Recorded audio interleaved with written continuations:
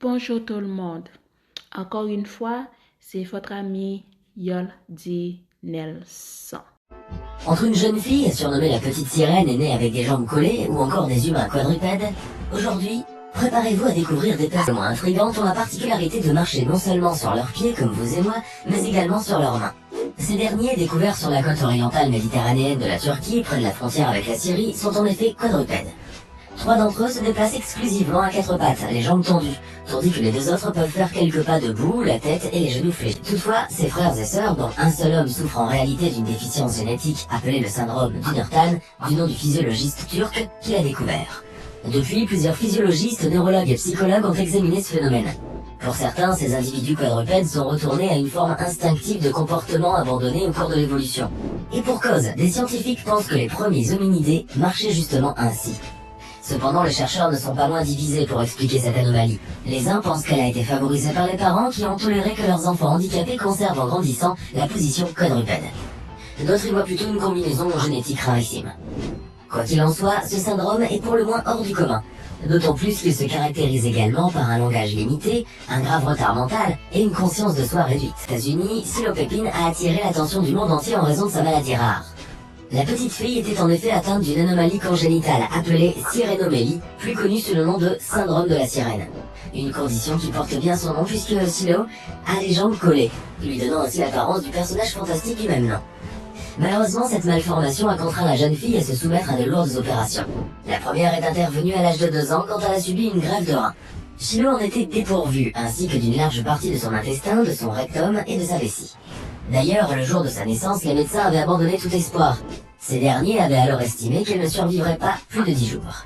Et pourtant, Shiloh a déjoué tous les pronostics et a vécu jusqu'à l'âge de 10 ans. Et 1 mois avant de passer de vie à trépas, la petite fille a participé au talk show d'Oprah Winfrey où elle a ouvertement parlé de sa maladie, de sa vie et de ses combats. C'est là indéniablement une fille très impressionnante. Ce n'est pas sans raison qu'un documentaire lui a été dédié. Une simple toux qui aurait normalement été combattue en quelques jours par n'importe quel autre enfant aura été le début d'un cauchemar pour David Vetter. Un enfant atteint du syndrome d'immunodéficience combinée aiguë. Né en 1971, ce jeune américain a pour survivre été placé dans une bulle en plastique dans laquelle il avait été isolé toute sa vie à l'abri des risques d'infection bactérienne de l'environnement extérieur. Surnommé à juste titre l'enfant bulle, David Vetter a néanmoins vécu un tournant dans sa vie lorsque les médecins lui ont proposé une opération révolutionnaire mais très risquée.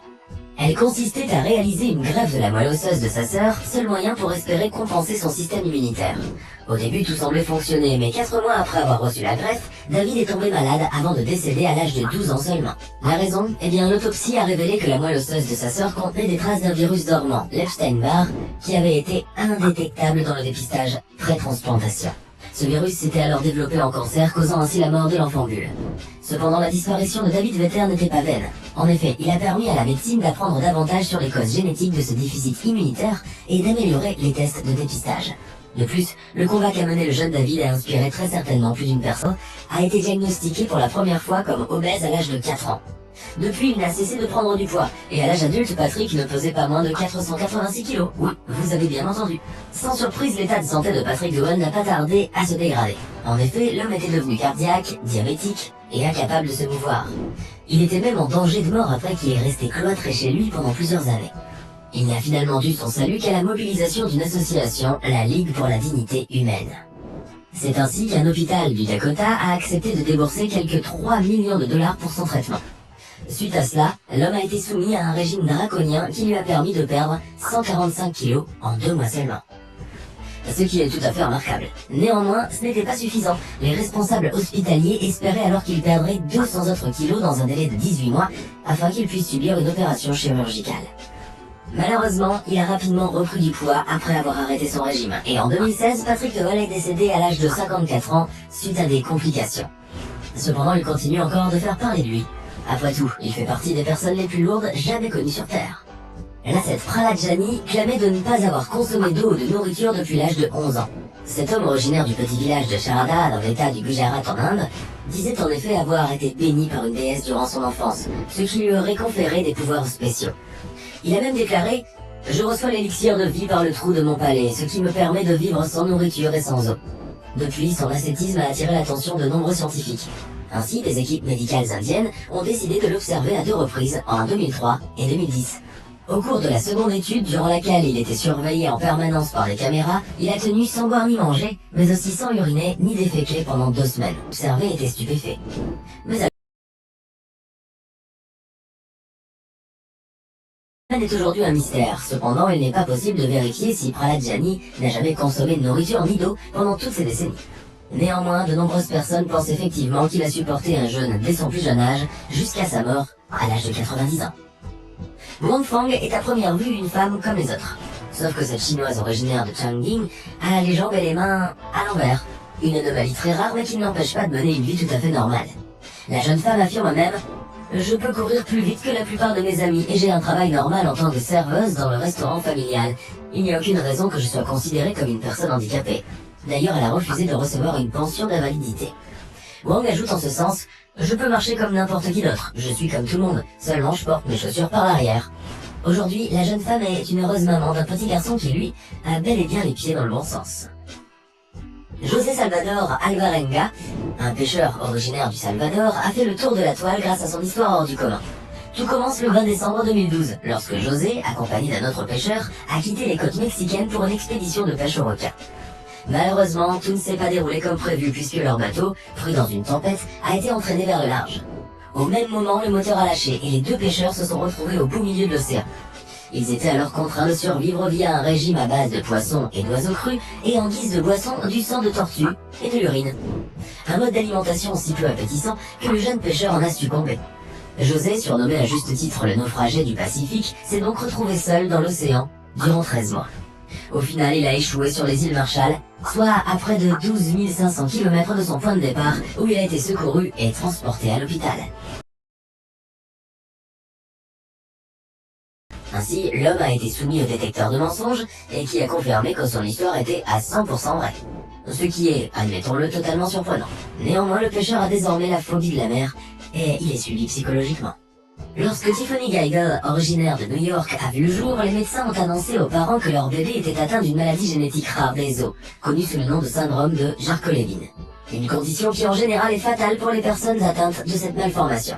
Et pourtant, Tiffany a réussi à prouver qu'elle pouvait avoir une vie longue et surtout normale. En effet, la jeune femme, décrite comme ayant 4 jambes, est âgée de 32 ans, et elle est même une danseuse professionnelle. En revanche, la jeune femme est constamment victime de railleries à cause de son physique atypique. Mais en dansant, Tiffany parvient à changer la perception des gens. Elle affirme justement, quand les gens me voient danser, ils sont époustouflés. La plupart du temps, quand ils me voient, ils pensent automatiquement que je ne peux rien faire. La danse est ma façon de prouver que les gens ont tort. Il faut dire que cette jeune femme est réellement remarquable. La légende de l'apnée, Herbert Nietzsche, détient le record de profondeur avec moins de 153,2 mètres en no limite, une discipline controversée en raison de sa dangerosité. Elle n'est plus pratiquée en compétition et elle est interdite de manière individuelle. Toutefois, lors de son exploit surhumain, en 2012, Herbert a été victime d'un AVC en pleine mer. En effet, lors de sa remontée vers 80 mètres, il s'est retrouvé entre le sommeil et le blackout et a raté l'indispensable palier de décompression prévu. Après avoir regagné la surface, il est retourné à 9 mètres de profondeur pour marquer son palier. Cependant, suite à cela, il a passé une semaine en coma artificiel et entre 3 et 4 mois sans pouvoir bouger de son lit. Néanmoins, l'homme qui ne manque pas d'air défie les diagnostics des médecins qui lui prédisaient qu'il ne pourrait plus plonger. Et oui, aujourd'hui, Herbert Nietzsche plonge encore. Il est décidément un véritable martien. La petite Runa Begum, originaire du nord-est de l'Inde, a fait le tour des médias à cause de sa tête anormalement grande. Elle est en fait née avec une grave maladie neurologique qui se traduit par l'augmentation du volume des espaces contenant le liquide céphalorachidien, provoquant une pression sur le cerveau. La circonférence de sa tête a ainsi atteint 94 cm, soit près de 2 fois plus que la normale pour un enfant.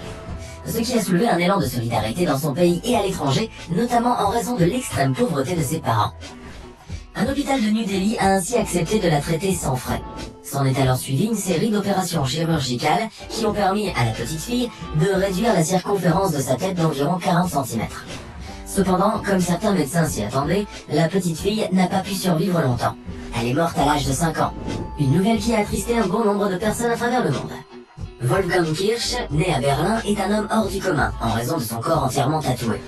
Même le blanc de ses yeux est teint en noir. Pourtant, la moindre petite erreur du tatoueur aurait fait perdre la vue à Wolfgang. Un risque que ce dernier était prêt à prendre car pour lui, ces tatouages embellissent sa peau. Néanmoins, il est bel et bien conscient que son apparence hors norme attire l'attention des gens. D'ailleurs, il aime se faire remarquer, faire peur aux gens et être différent des autres. Mais Wolfgang ne s'est pas contenté uniquement de se tatouer, loin de là. L'homme surnommé Magneto a même mis des aimants sous sa peau, ce qui ne manque pas d'étonner plus d'une personne.